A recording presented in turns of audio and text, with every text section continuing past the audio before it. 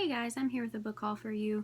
I'm going to split this into two parts, and this first part here will be the books that I acquired kind of directly after Christmas with gift cards and Christmas money and things like that. And then the second part will be books that I've acquired more recently in the later parts of January and in February. And so yeah, let's get started. The first thing I have to show you here is this little edition of The Tale of Peter Rabbit by Beatrix Potter. And I'm a big Beatrix Potter fan. Anything Beatrix Potter needs to be in my life. So when I came across this collection of her works that are all really tiny and cute and compact, I decided that I definitely needed to start collecting them. And I found this one on Book Outlet for very cheap, so I decided to pick it up. The next thing I have is very exciting. They're my very first VMC Virago Modern Classics designer editions, and I've had my eye on these ever since I first saw them on BookTube a long time ago.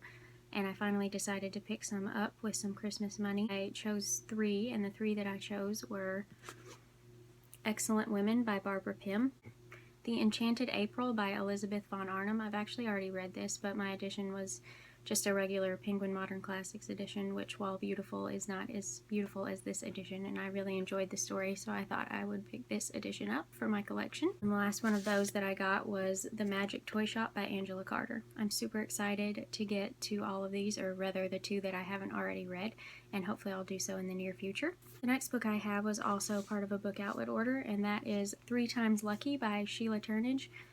This is just a middle grade mystery series set in a small southern town, I believe, which is definitely right up my alley since I am from a rather small southern town myself. And the back of this book says, Mo's summer is looking good, but that's before the murder, the kidnapping, the car crash, and the hurricane. Now she and her best friend are setting out to solve the mystery of their lives. Good thing Mo's always been lucky.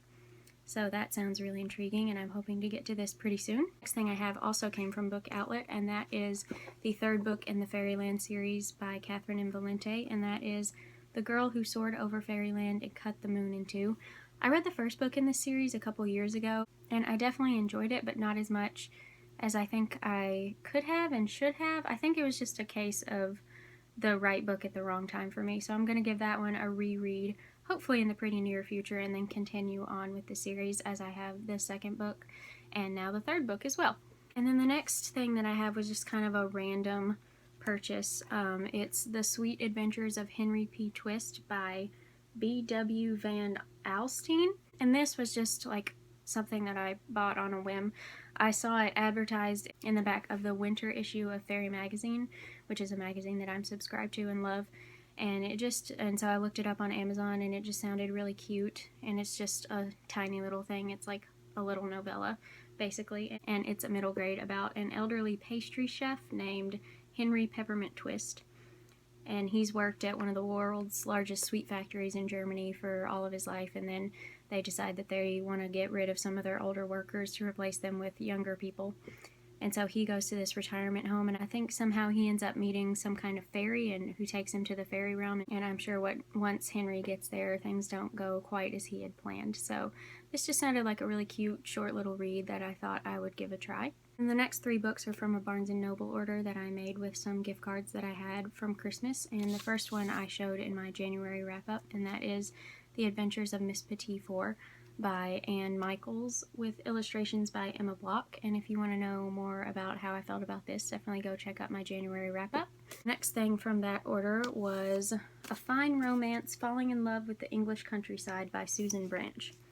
I never really heard much about Susan Branch. I think I'd seen a couple of her books while browsing on Amazon randomly a couple times, but I'd never really looked into her very much, and I was looking for something else to add to this order, and this just came up in my browsing, and I looked further into it, and I decided that it sounded like something that I needed in my life. It's a travel memoir about Susan's trip with her husband to the English countryside, obviously.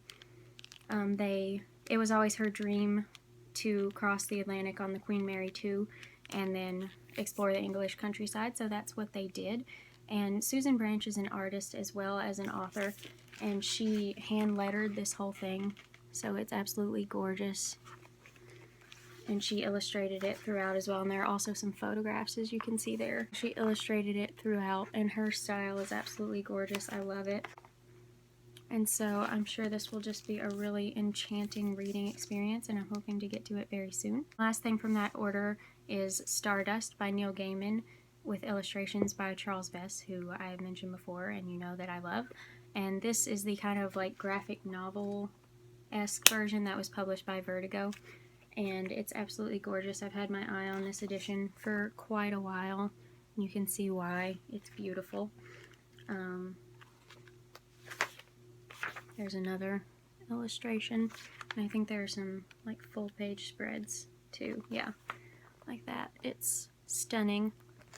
So yeah, I've been wanting to read more Neil Gaiman, and Stardust is one of his novels that appeals to me the most, so I'm super excited to have this in my collection. And I have the Victorian fairy tale book, which was compiled by Michael Patrick Hearn, and it's from the Pantheon Fairy Tale and Folklore Library, and it includes authors such as J.M. Barrie, Robert Browning, Charles Dickens, Oscar Wilde, Ford Madox Ford, etc.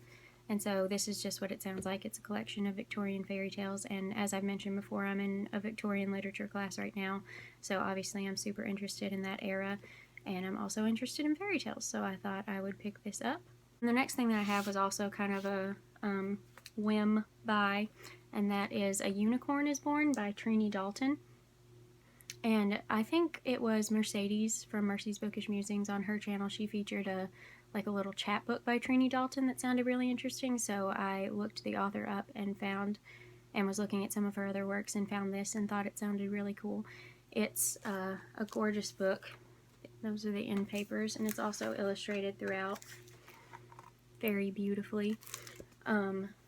It's very short. It's kind of like a little novella as well, and it's just about Ursula, who is a unicorn who's pregnant with her first colt, and it's just kind of talking about I think it just follows her throughout her pregnancy and talks about kind of the mythology surrounding unicorns and things like that. So I just thought it was a very interesting take on the unicorn trope, which I'm obviously a huge fan of. Anything mythical is right up my alley, so hopefully I'll be able to get to this very soon.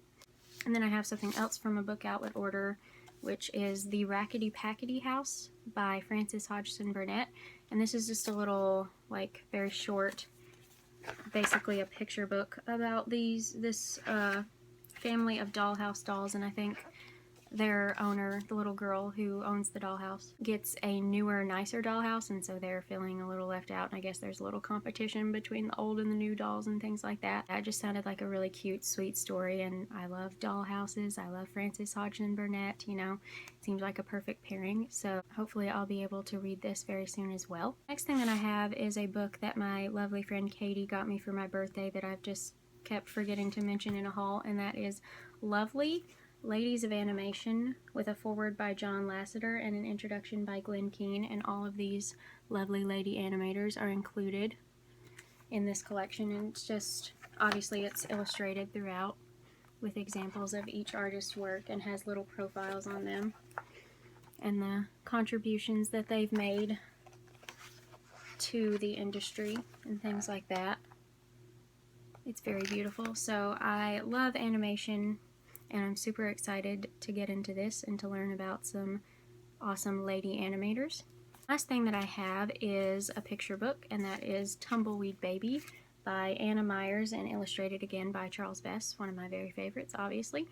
And this is just about this family, I believe, who discovers a baby in a tumbleweed one day and incorporates her into their family, and it just looks super cute and interesting, and the art is obviously beautiful because it's Charles Vess. It can't be anything but beautiful with him. And so that's a couple examples of it. Here's another one. So yeah, hopefully I'll be able to get to this very soon as well, as I've said, with all of the other books in this haul.